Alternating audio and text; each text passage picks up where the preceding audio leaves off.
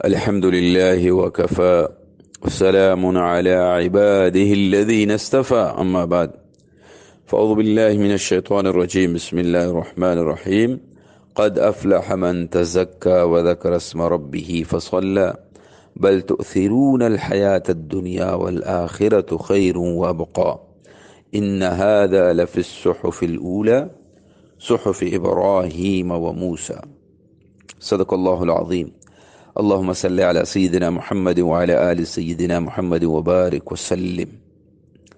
آج ہمارا موضوع غیبت اور ناشکری کے بارے میں۔ میرے بھائی بزرگوں، اللہ رب العزت نے انسان کے اندر خیر بھی رکھی ہے اور شر بھی رکھا ہے۔ فرمایا وَنَفْسٍ وَمَا سَوَّاهَا فَأَلْهَمَهَا فُجُورَهَا وَتَقْوَاهَا، اور قسم انسان کی اور اس ذات کی جس نے اس کو درست کیا، پھر اس میں بد کرداری اور پرہیزگاری القاہ کی۔ اللہ رب العزت نے انسان کو خیر اور شر کا مجموعہ بنایا ہے اور پھر دونوں راستوں کی نشاندہی فرما دی۔ وَهَدَيْنَاهُ النَّجْدَيْنِ، ہم نے اس کو دونوں راستے بتا دیے، یہ خیر کا راستہ ہے، یہ شر کا راستہ ہے۔ ضابطہ یہ بنایا کہ جو انسان اپنے اوپر خیر کو غالب کرے گا وہ فلاح پانے والا ہوگا، اور جو اپنے اوپر شر کو غالب کرے گا وہ برباد ہونے والا ہوگا۔ زندگی کا اندازہ انسان خود اپناتا ہے۔ نیکوں کی صحبت میں رہے تو طبیعت نیکی کی طرف مائل ہو جاتی ہے، غافلین کی صحبت میں رہے تو طبیعت میں غفلت چھا جاتی ہے۔ نیک سے نیک انسان بھی غافلین کی صحبت میں رہے گا تو اس کا نقصان اٹھائے گا، اور غافل سے غافل انسان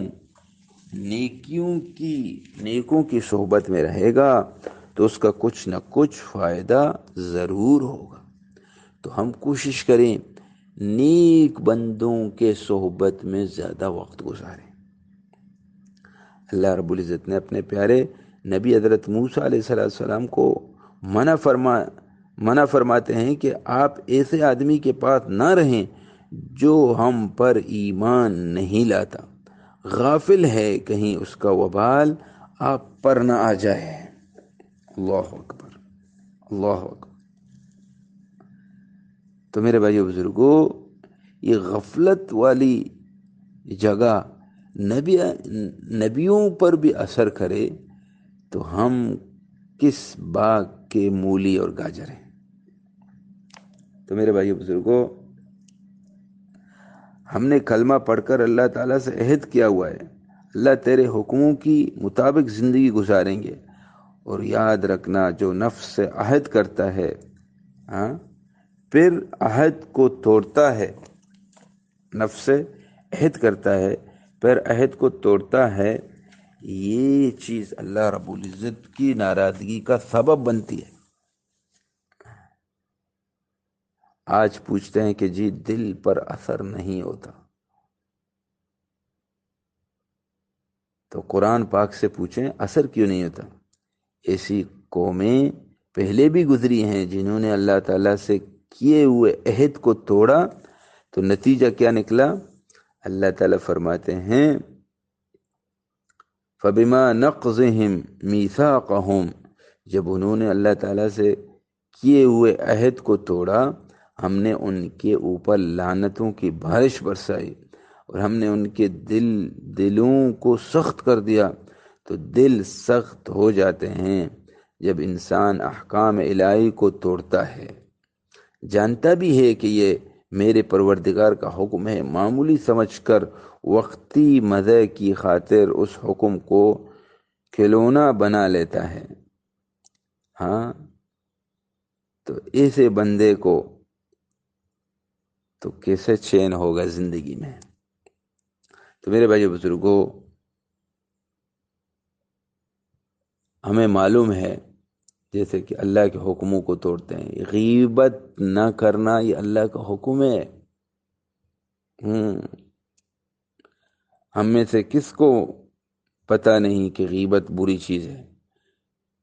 ہم کو ہر ایک کو معلوم ہے کبیرہ گناہ ہے، اتنا کبیرہ کہ فرمایا ان فإن الغیبت اشد من الزنا، بشک غیبت زنا سے بھی زیادہ برا کام ہے، پھر بھی ہم کر رہے ہیں۔ زبان قابو میں نہیں ہوتی، یہی زبان انسان کو ڈباتی ہے، اس لیے کہا گیا جرم صغیر و جرمہ کبیر، اس کی جسامت تو بڑی چھوٹی ہے مگر اس کی آئی ہوئی آفت بڑی ہوتی ہے۔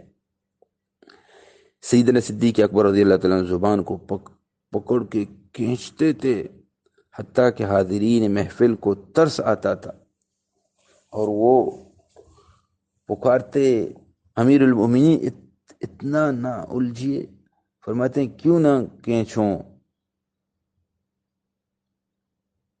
کیوں نہ اس کو کھینچوں، یہ زبان ہی تو ہے جو بندے کے جہنم میں جانے کا سبب بنتی ہے۔ اتنا کھینچتے، لوگ ان کو منع فرماتے جی اتنا تو نہ کھینچو۔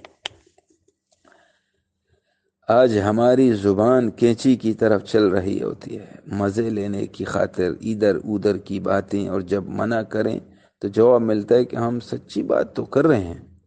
بھائی سچی بات کرنے ہی کو غیبت کہتے ہیں، اگر جھوٹی ہوتی تو پھر تو تہمت ہی کی سزا ہے۔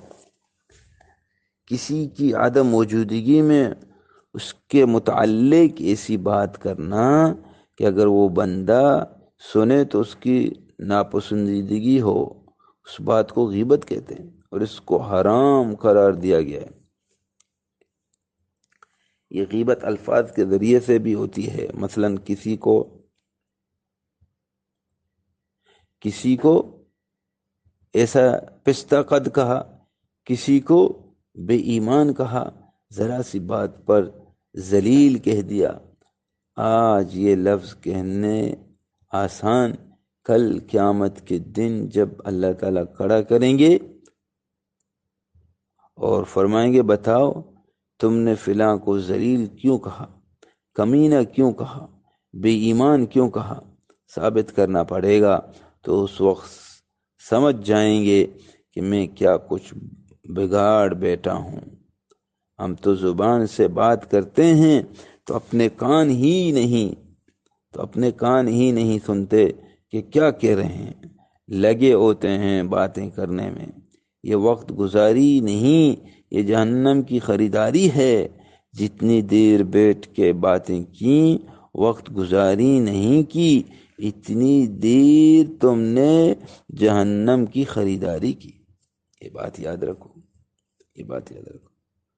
عورتوں میں غیبت اور ناشکری وہ تو اور بھی زیادہ ہے، بالخصوص عورتوں میں دیکھا، ذرا کسی کی تعریف ہو جائے یہ ضرور اس کی کوئی بری باس بنا دیں گے، تعریف برداشت نہیں ہو سکتی، فقط اپنی تعریف چاہتی ہیں، فقط اپنی تعریف چاہتی ہیں۔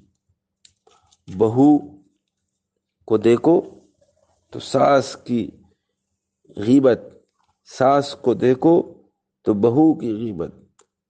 جب میں بہو تھی تو مجھے ساس اچھی نہ ملی، اور جب میں ساس بنی تو مجھے بہو اچھی نہ لگی۔ شیطان بہکاتا ہے، عورت کی فطرت ہے بالکل نئی عورت سے تعارف ہوگا اور 5 منٹ میں اپنے گھر کے سارے حال اس کو سنا دے گی، کھایا پیا بتلا دیں گے، جو پیٹ میں ہوگا اس کی بھی خبر دے گی۔ بالخصوص اگر خاوند کے ساتھ تھوڑی بہت رنجش ہو تو اللہ اکبر، پھر تو غیبت اس طرح کرتی ہیں جس طرح کوئی صرف کا طالب علم بیٹھ کر گردان کر رہا ہوتا ہے۔ ضرب یضرب ضربا فهو ضارب، بندے کے سامنے غیبت کریں گی، ہر بندے کے سامنے غیبت ہوگی۔ جس عورت کے اندر 2 چیزیں نہ ہو، ایک غیبت نہ ہو اور دوسرا ناشکری نہ ہو، وہ خوش نصیب عورت ہے۔ 30 سال 50 سال خاوند نے حسن سلوک سے زندگی گزاری، بڑھاپا آ گیا، اب اگر کوئی ذرا سی بات ہو گئی اس پر اس کو تھانے دیتی ہے۔ میں نے تیرے گھر میں آ کر دیکھا ہی کیا، تو جو کچھ کرتا ہے اپنے بچوں کے لیے کرتا ہے، میرے لیے کچھ نہیں کرتا۔ اس نے کہا میں تمہیں فلاں موقع پر جوتے لے کر دیے۔ ہاں، کیا لے کے دیا؟ ہاں،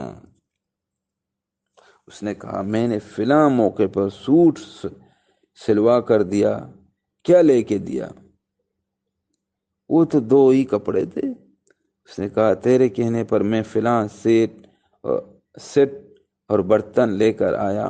اس نے کہا لے کر آیا 2 ٹیکرے، یعنی کہ وہ تو اتنے قیمتی نہیں تھے۔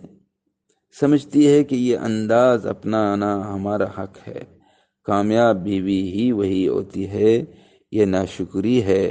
اللہ تعالیٰ فرماتے ہیں من لم یشکر الناس لم یشکر اللہ، جو انسان کا شکر ادا نہیں کرتا وہ اللہ تعالیٰ کا بھی شکر ادا نہیں کر سکتا۔ یہ نہیں دیکھتی کہ اللہ تعالیٰ نے مجھے کتنی عافیت میں رکھا ہوا ہے، ہوش ہوتی ہے، طبیعت میں طبیعت بڑھتی ہی نہیں۔ جتنا کچھ خاوند اس کے لیے کر دے یہ اس کی اوپر کی مثالیں دے گی، لیکن دنیا داری میں اور اگر خاوند کہہ دے کہ آپ پابندی سے اشراق پڑھا کریں، یہ کہے گی کہ فلاں تو نماز ہی نہیں پڑھتی، میں کیوں پڑھوں؟